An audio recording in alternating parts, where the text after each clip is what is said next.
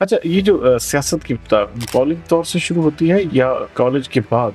MSF के बाद जब पाबंदियां लगी यूनिस पर, कॉलेज से तो फारिग थे हम। फिर मुस्लिम लीग नून यूथ विंग में मैंने ज्वाइनिंग की, वहाँ से मैंने अमली सियासत का आगाज किया। फिर बल्दियाती इलेक्शन आ गए। फिर 2001 का वो दिन आया कि मैं अपने इलाका से बल्दियाती नुमाइंदा वहाँ पर बतौर नायब नाज़िम वहाँ से मुंतखब हुआ। तो आपके ऊपर भी ये पर्चे और पता नहीं किस किस तरह के मामला तो हुए होंगे, कैसे फेस किया इनको? उस दौर में भी हम भी जनाब जी पीछे पीछे पुलिस तक की असी 2005 के इलेक्शन में दोबारा जब इलेक्शन हुए तो फिर क्यों हार गए? गंदने के जख्मा थे, नमक छिड़कता, अपने ही गिराते हैं नशेमद बिजलियाँ।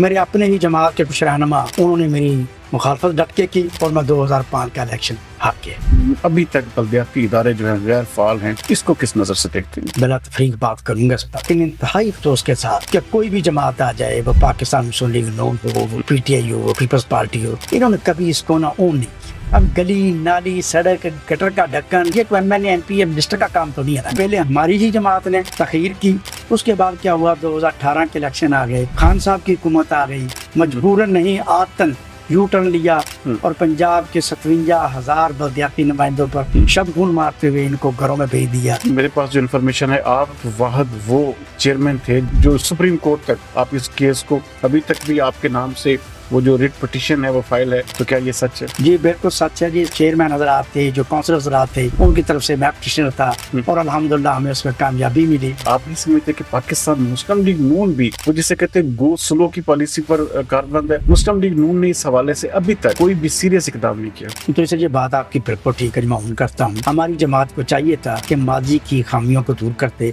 मोहतरम मरीम नवाज साहब को पता है, पूरी जमात को पता है, हमजा साहब पंजाब के सीएम बने तो उन्होंने वादा किया कि हम आपको आपका वो टिनोर बाकी देंगे, लेकिन उन्होंने नहीं दिया।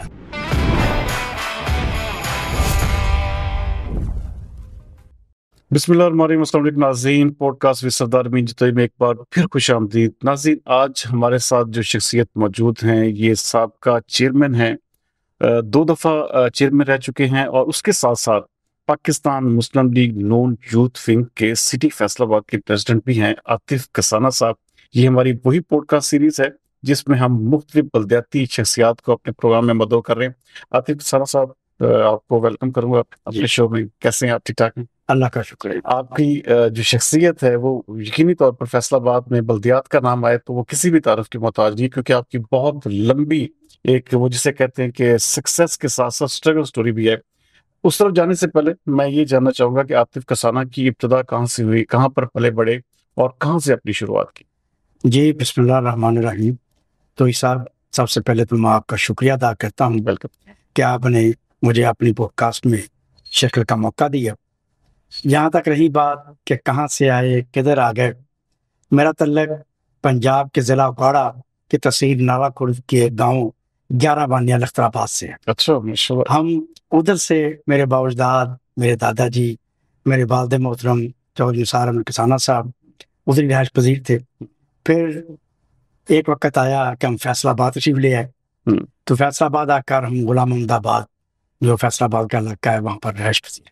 अच्छा।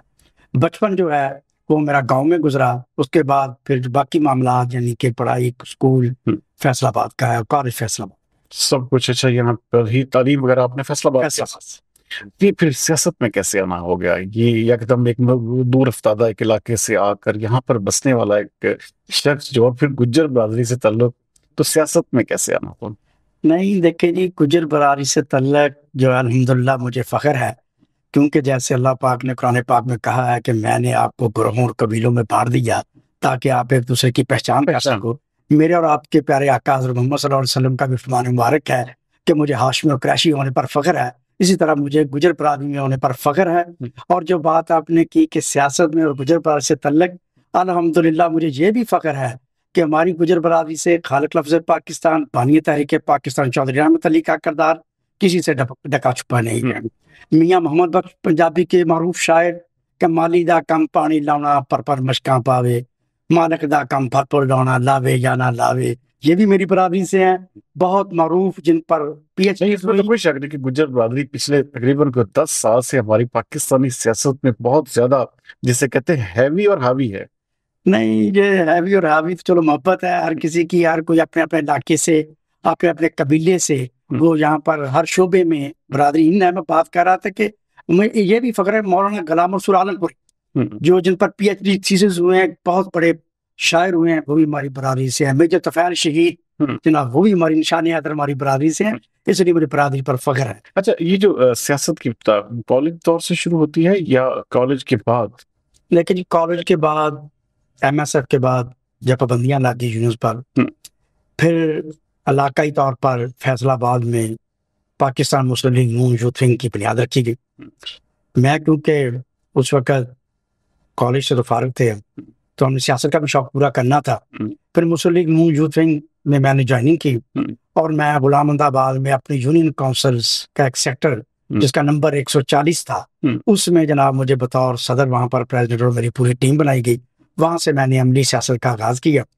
फिर उसके साथ साथ फिर आगे कुछ अर्सा गुजरा, कई साल बाद फिर बल्दियाती इलेक्शन आ गए। बल्दियाती इलेक्शन में जब सब दोस्त उधर खड़े थे, क्योंकि वो दौर था बरादरियों के इलेक्शन का, तो जिस इलाका में मेरी रहायश है वहाँ पर हमारे अक्सरियत बरादरी, मलिक बरादरी, अंसारी बरादरी और दीगर तमाम मुहतरम बरादरियाँ वहाँ पर मौजूद थी। तो बरादरीज़म के लिहाज से तो मेरी वहाँ पर जगह नहीं बनती थी, तो फिर समाजी कामों के लिहाज से मैंने वहाँ पर अपनी एक्टिविटी को जारी रखा। तो अल्हम्दुलिल्लाह फिर 2001 का वो दिन आया कि जब तमाम दोस्तों ने, मोहल्लेदारों ने और ऐसी मोहब्बत का इजहार किया कि मैं अपने इलाका से बल्दियाती नुमाइंदा वहाँ पर बतौर नायब नाज़िम वहाँ से मुंतखब हुआ। 2001 में मुशर्रफ था। अच्छा, बड़ा कठिन दौर था वो, आपने फिर कैसे गुजारा? वो मैंने अल्हम्दुलिल्लाह अपनी जमात पाकिस्तान मुस्लिम लीग नून से वाबस्तगी ज़ाहिर करते हुए पूरी वफा के साथ मैंने आपस में गया। अच्छा, और तो आपके ऊपर भी ये पर्चे और पता नहीं किस किस तरह के मामला तो हुए होंगे, कैसे फेस किया इनको? बिल्कुल जनाब, मेरे ऊपर उस दौर में भी FIR हुई, उस दौर में भी हम भी जनाब जी पीछे पीछे पुलिस तक की ऐसी। अच्छा, ये मामला हमने वहाँ कठिन मामला से हम गुजरे हैं, लेकिन मैं अपनी जमात के साथ अल्हम्दुलिल्लाह वो खड़ा रहा। वो इलेक्शन गैर जमाती थे, लेकिन मेरी मोहब्बत जो अपनी नजरियाती तौर पर अपने कायद मियां मोहम्मद नवाज शरीफ के साथ थी, क्योंकि मैंने यूथ विंग के प्लेटफॉर्म से हलफ दिया है कि पाकिस्तान बिलखसूस इस्तेहकाम है पाकिस्तान के लिए, मैं अपने कायद मियां मोहम्मद नवाज शरीफ के साथ खड़ा। तो मैं आप 2005 के इलेक्शन में दोबारा जब इलेक्शन हुए तो फिर क्यों हार गए? ये बड़ा आपने एक ऐसा सवाल कर दिया जिन्होंने कहते ने कि जख्मा थे नमक छिड़कता। जो तो साहब जमात ने मुझसे जी वफा की कि मैंने 2001 से लेकर 2005 तक जमात के साथ वफा की और गैर जमाती इलेक्शन जीत कर जमात से वफा निभाई और ये ईवान के अंदर मैं अपनी जमात के साथ खड़ा रहा। लेकिन जब 2005 का इलेक्शन आया तो मैंने जमात से कहा कि जनाब मेरा हक बनता है, और कहते नहीं तेन वफा दी तो फिर कोई तो तेन अजर देना ना जी। पर ऐसे हुआ कि मेरे अपने ही गिराते हैं नशे में बिजलियां, ठीक है जी, मेरे अपने ही जमात के कुछ रहनुमा उन्होंने मेरी मुखालफत डट के की और मैं 2005 का इलेक्शन हार गया। अपनी ही जमात क्या था? अपनी ही जमात के। अल्लाह अकबर। अच्छा, फिर आप आए हैं दोबारा 2015 में। 2015 में फिर आप दोबारा जीते, वो क्या सीन था? अल्हम्दुलिल्लाह जी, मैंने अपनी मेहनत और स्ट्रगल को जारी रखा। मैंने जो साहब हार नहीं मानी। मैंने कहा नहीं, क्योंकि इज्जत में जानबे अल्लाह है। मेरे अंदर जो पिछले 15-20 साल से एक स्ट्रगल और एक जरासी मौजूद था अवाम की खिदमत का, मैं उसको लेके आगे बढ़ा और अल्हम्दुलिल्लाह मैंने लगातार 10 साल मेहनत की। 10 साल के बाद फिर ऐसा मौका आया कि मेरी जमात ने मुझसे मोहब्बत करते हुए पाकिस्तान मुस्लिम लीग नून ने जो मौजूदा यूनियन काउंसिल मेरी 143 आई लव यू, उस पे जनाब मुस्लिम लीग नून का मुझे टिकट दिया। अच्छा। और अल्हम्दुलिल्लाह मैं और मेरा पूरा पैनल वहां से बारी अच्छी से काम। इसका मतलब मुस्लिम लीग नून को अकल आ गई फिर कि भाई किसाना साहब को जो है वो दोबारा से लाना पड़ेगा। अच्छा, ये दौर भी एक अजीब दौर था कि जब आपको देखे फिर 2018 में पाकिस्तान तरीके से आप जीती है तो ये बल्दियात एक किस्म का मुकम्मल तौर पर इसको खत्म कर दिया जाता है और फिर बीच में ये म्यूजिकल चेयर चलती रहती है, लेकिन अभी तक बल्दियाती इदारे जो है गैर फाल हैं। इसको किस नजर से देखते हैं? देखिए तो साहब, ये मैं बिला तफरीक बात करूंगा इस पर। बल्दियात एक ऐसा हमारा शुबा है, पाकिस्तान की सियासत का एक ऐसा सतून है जिस पर अवाम को ग्रास रूट लेवल पर सहूलत मुयसर होती है। लेकिन इंतहाई अफसोस के साथ कि कोई भी जमात आ जाए, वो पाकिस्तान मुस्लिम लीग नून हो, वो PTI हो, वो पीपल्स पार्टी हो, इन्होंने कभी इसको ना ओन नहीं किया, कभी इसकी ना संजीदा लिया ही नहीं, संजीदा नहीं लिया। और कभी ये नहीं चाहा कि ग्रास रूट लेवल के कारकुन हैं जो हमारे बाजू हैं, जिनकी वजह से ये ग्रास रूट लेवल के कारकुनों की वजह से इलेक्शन जीतकर एमपीएस बनते हैं कि नहीं, इनका भी हक बनता है, ये हमारे वो मसाइल, वो हमारे मसले शेयर कर सकते हैं जो इनके नहीं है। अब गली नाली सड़क गटर का ढक्कन, एक पार्क की सफाई, एक स्ट्रीट लाइट, ये तो एमएनए एमपी मिनिस्टर का काम तो नहीं है ना, ये बल्दियात लेवल का काम है। लेकिन अफसोस हमारा कल्चर एक ऐसा बन चुका है कि इसको किसी ने प्रमोट नहीं किया, ओन नहीं किया। यही वजह बनी कि पहले हमारी ही जमात ने तखीर की, यानी कि मुस्लिम लीग नून ने 2013 से इलेक्शन कैंपेन शुरू हुई, 2015 में इलेक्शन हुए, 2015 में हम जीत गए, हमें 1 साल इख्तियारात नहीं मिले। उसके बाद फिर ये आखिर सिलसिला शुरू हो गया खिदमत का, हम कंटिन्यू हो गए। उसके बाद क्या हुआ, 2018 के इलेक्शन आ गए। 2018 में जनाब खान साहब की हुकूमत आ गई। फिर खान साहब ने जनाब जी वो जो नारा लगाया था कि नहीं, कि मैंने एमपी नहीं बल्दियात को प्रमोट करूंगा, ग्रास रूट लेवल पर, उन्होंने भी जनाब फिर वही मजबूरन नहीं आदतन यू टर्न लिया और पंजाब के 57,000 बल्दियाती नुमाइंदों पर शबगुन मारते हुए इनको घरों में भेज दिया। और ये पंजाब के जो तरक्की का सफर जारी था वो वहीं का वहीं। आतिफ सना साहब, मेरे पास जो इन्फॉर्मेशन है, आप वाहद वो चेयरमैन थे जो सुप्रीम कोर्ट तक आप इस केस को, अभी तक भी आपके नाम से वो जो रिट पिटीशन है वो फाइल है और अभी तक उसका फैसला नहीं हो सका, तो क्या ये सच है? जी बिल्कुल सच है जी। इसका क्रेडिट तो सबसे पहले मैं साबिक मेरे फैसलाबाद मोहम्मद रज़ाक मलिक साहब को देता हूँ कि उन्होंने जो फैसलाबाद में इसको स्टैंड लिया और यहाँ से चले लाहौर से सुप्रीम कोर्ट, वो क्योंकि मेयर थे, उन्होंने मेयर की नुमाइंदगी की और अल्हम्दुलिल्लाह मैं उनके साथ को चेयरमैन पंजाब के जो 57,000 बल्दियाती नुमाइंदे थे उनमें जनाब जो चेयरमैन हजरात थे, जो काउंसलर हजरात थे, उनकी तरफ से मैं पिटिशनर था और अल्हम्दुलिल्लाह हमें उसमें कामयाबी मिली और सुप्रीम कोर्ट से ये फैसला आखिरकार हमारे हक में हुआ। अच्छा, लेकिन उसके बावजूद इख्तियारात नहीं मिले? इख्तियारात नहीं मिले, उसकी वजह यह है कि यहाँ पर बुजदार हुकूमत थी, ऊपर खान साहब थे, पीटीआई का दौर था। उन्होंने जनाब क्योंकि पहले दिन से ये ठान ली थी कि तमाम पंजाब के जो नुमाइंदे हैं, ये नुमाइंदे पाकिस्तान मुस्लिम लीग नून की अक्सरियत है और उसके साथ साथ क्योंकि उन्होंने बल्दियात को प्रमोट ही नहीं करना था, इसलिए उन्होंने जनाब हमें इख्तियारात नहीं दिए। जबकि एक फुल बेंच यानी कि एक बड़े बेंच ने इस फैसले को किया, लेकिन अफसोस कि उन्होंने तौहीन अदालत तो बर्दाश्त की लेकिन इख्तियारात नहीं। कसौना साहब, इसके हवाले से आप नहीं समझते कि पाकिस्तान मुस्लिम लीग नून भी वो जिसे कहते हैं गो स्लो की पॉलिसी पर कारबंद है, और उसके साथ साथ मुस्लिम लीग नून ने इस हवाले से अभी तक 8 महीने ऑलमोस्ट हुकूमत हो चुकी है, इस हवाले से कोई भी सीरियस इकदाम नहीं किया? तो इसलिए बात आपकी बिल्कुल ठीक है, मैं ऑन करता हूँ। पाकिस्तान मुस्लिम लीग नून का एक अहदेदार होने की हैसियत से, एक वर्कर होने की हैसियत से हमारी जमात को चाहिए था कि माजी की खामियों को दूर करते, वो देखते। हमारी जमात को पता है, सीएम साहबा मोहतरम मरीम नवाज साहबा को पता है, पीएम पाकिस्तान जनाब मियां शहबाज शरीफ साहब को पता है, पूरी जमात को पता है कि बल्दियात के लिए क्या क्या कुछ नहीं किया गया बहाली के लिए। जब हम अपोजिशन में थे, हमजा साहब पंजाब के सीएम बने तो हमने वादा किया कि हम आपको आपका वो टेनोर बाकी देंगे, लेकिन उन्होंने नहीं दिया। उसके बाद अब मोहतरमा मरियम नवाज साहबा हैं, इन्होंने भी पिछले दिनों बात हुई कुछ माह पहले कि नहीं, बात चली कि जनाब इनका टेनोर वापस दिया जाए, बल्दियात को मुतहरक किया जाए। अभी तक स्लो पोजीशन है। अब लेकिन अब पता चला है कि वो एक्ट नया बन रहा है। हम दुआ गो हैं कि पंजाब की हुकूमत की जो खिदमत का सफर रुका हुआ है वो बल्दियात की सूरत में कंटिन्यू हो सके। हम उम्मीद रखते हैं कि इंशाल्लाह कि जल्द ये एक्ट पास होगा और जो बल्दियात एक दफा फिर। आप क्या समझते हैं कि मार्च अप्रैल में जो एक बल्दियात के इलेक्शन की अफवाहें हैं या जो बातें हो रही हैं, क्या ये सच साबित होंगी और मरियम साहबा जो है इसको जो है लाजमी तौर पर इंश्योर करेंगे? देखो जी, मैं पर उम्मीद हूँ क्योंकि अभी इलेक्शन कमीशन की तरफ से एक नोटिस मौसूल हुआ है पंजाब हुकूमत को, उसमें 6 हफ्तों का इनको टाइम दिया गया है कि आप एक्ट बनाकर जल्द से जल्द इसको कंटिन्यू करें, वरना हम खुद नोटिस लेंगे। मुझे उम्मीद है कि किसी और दायरे को इन्वॉल्व नहीं होना पड़ेगा। हमारी पंजाब हुकूमत इंशाल्लाह इसको कंटिन्यू करेगी और मार्च अप्रैल तक इंशाल्लाह पंजाब में बल्दियाती इलेक्शन होंगे। नाज़रीन, यहाँ पर छोटा सा ब्रेक लेंगे। ब्रेक के बाद आतिफ सना साहब की साथी जिंदगी के हवाले से कुछ पूछते हैं।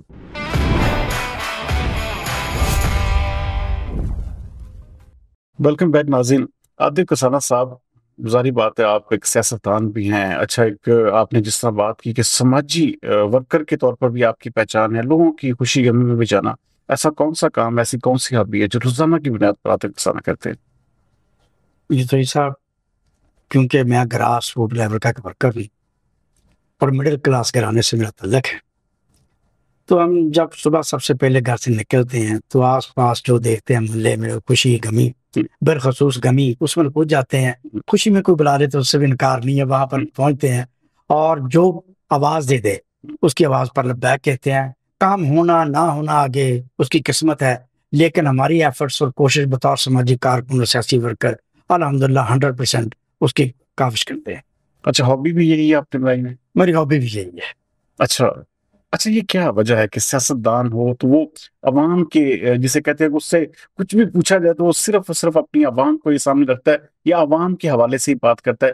लेकिन कैसी बदकिस्मती है कि हुकूमतें जो है वो इस चीज को मुकम्मल तौर पर भूल जाती हैं, और जब वो टॉप लेवल पर हुकूमतें बन जाती हैं तो फिर ये लोग जो उनको वहां पर पहुंचाने का जरिया होते हैं, इनको ही जो है वो नीचे दबाया जाता है, इनको जो है ऊपर पनपने नहीं दिया जाता। सर ये एक फितरती अमल है कि यहाँ पर एक रिवाज है, बेटे ने बाप को, भाई ने भाई को यहाँ पर अपने इक़्तिदार के लिए उसके कांधों पर, उसके सर पर पाँव रखे। ये एक तल्ख हकीकत है।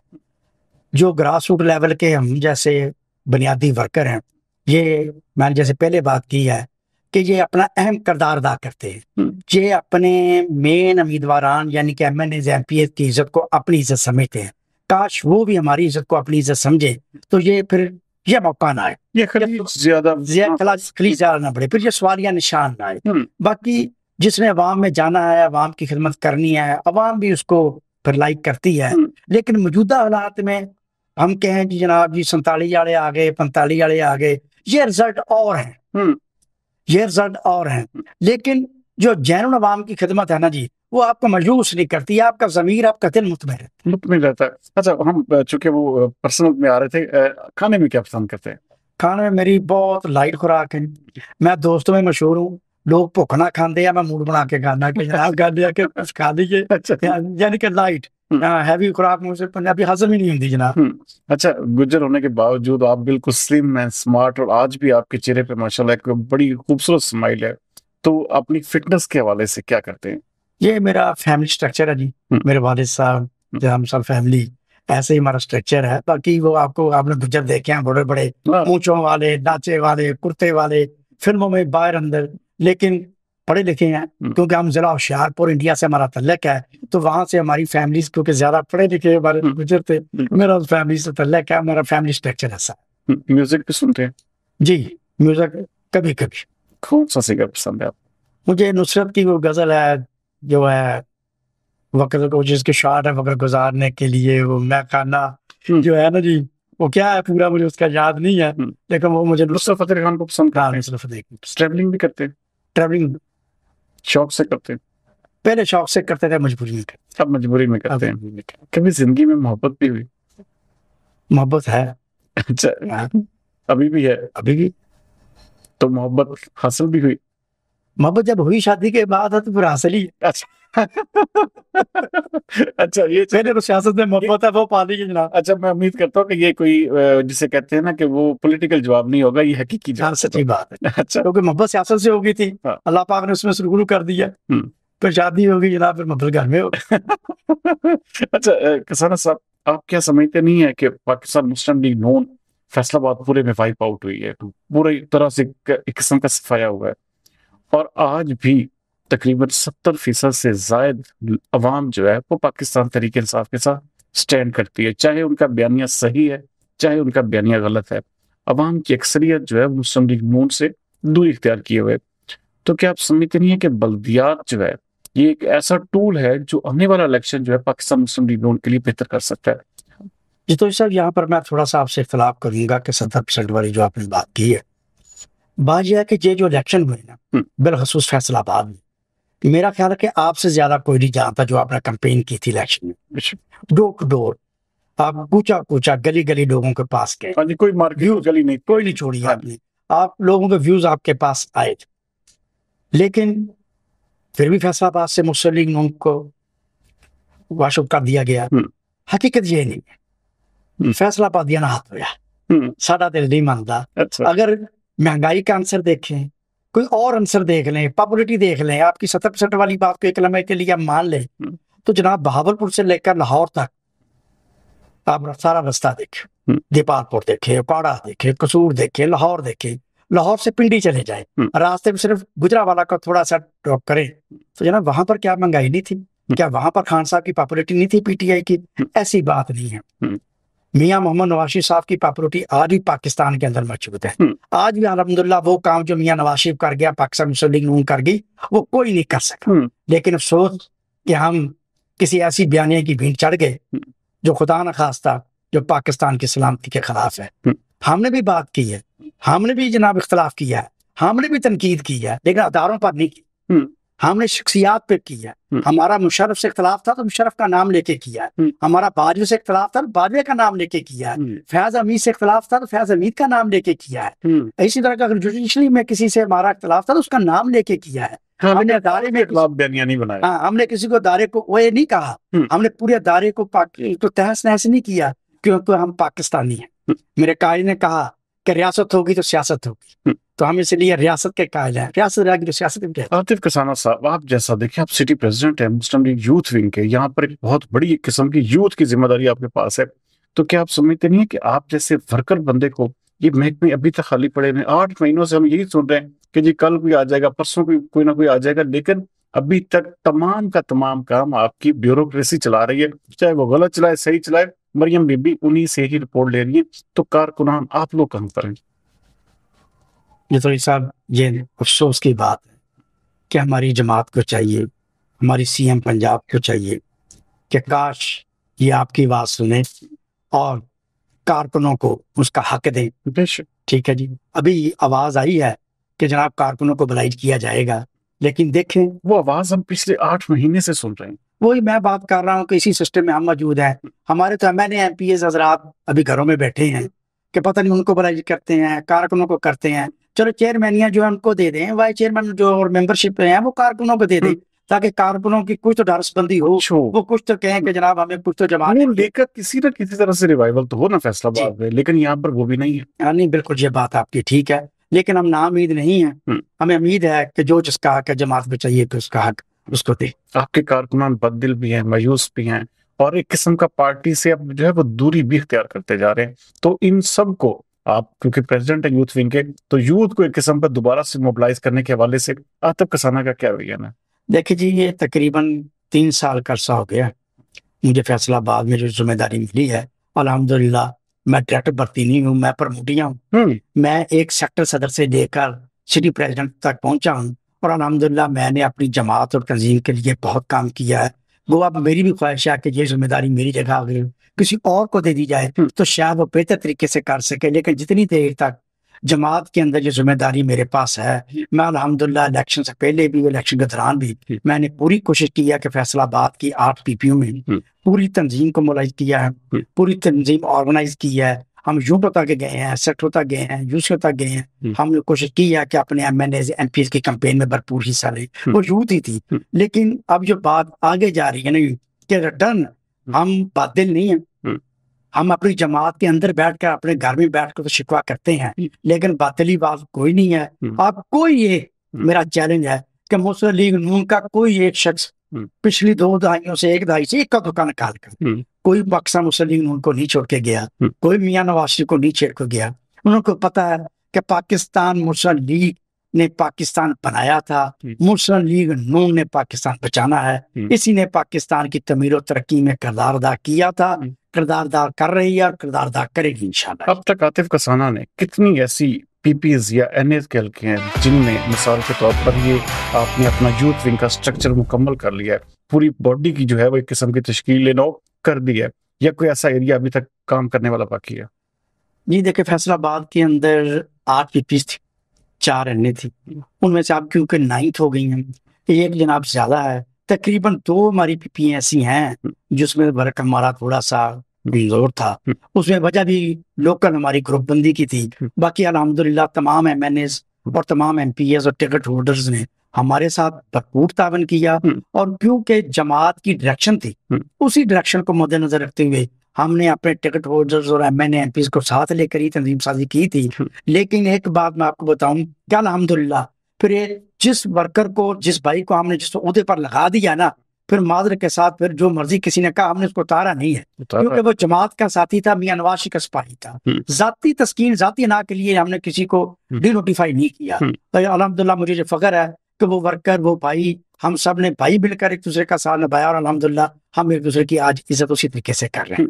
आतिफ कसाना साहब, लास्ट पे कोई ऐसी जारी बात, इलेक्शन आपने बताया, ये ब्रेकिंग न्यूज भी है किस्म की कि मार्च अप्रैल में वाकई होने जा रहे हैं, तो क्या दोबारा आप बतौर चेयरमैन जो है दोबारा इलेक्शन लड़ने के लिए और जीत के लिए पुरज़म है?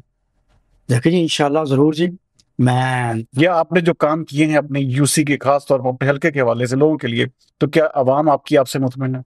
देखिए जी, मेरा ज़मीर मुतमिन है, और अल्हम्दुलिल्लाह मुझे ये भी एहसास है। आप मेरी फेसबुक आईडी निकाल के देखें, मैंने आज से 2 साल पहले अपनी फेसबुक आईडी पे लिखा है कि मेरे हल्का के कोई भी मसाइल बल्दियात के मुतल्लिक, गली नाली, सड़क, sewerage, street light, parks, everything, कोई भी है, उसके लिए मैं हाजिर हूँ। मुझे दोस्तों ने कहा, यार तू फेसबुक पे ही लिख देता कि मैनू दसो। मुझे जितना मान है अल्हम्दुलिल्लाह कि मैं अपने इलाके की खिदमत मैंने की है, और वो भी आने वाले इलेक्शन में, जैसे माजी में मेरा मान रखा है, आने वाले इलेक्शन में इंशाल्लाह मुझसे इसी तरह मोहब्बत करते रहेंगे। नाज़रीन, आपने देखा कि आतिफ कसाना इंतहाई हम्बल, पोलाइट और ख़ास तौर पर एक डेडिकेटेड और डिवोटेड वर्कर हैं, और साथ साथ में यूथ की भरपूर नुमाइंदगी पाकिस्तान मुस्लिम लीग नून के हवाले से कर रहे हैं, और वो इस चीज़ के अज़म का इरादा भी कर रहे हैं कि वो पाकिस्तान मुस्लिम लीग नून के साथ हमेशा से, और बददिल भी नहीं है, और उम्मीद करते हैं कि पार्टी भी ऐसे ही रिटर्न के तौर पर इन जैसे कारकुनान को नवाजेगी, और ये जो फैसलाबाद में इस वक्त एक वैक्यूम है, एक गैप है,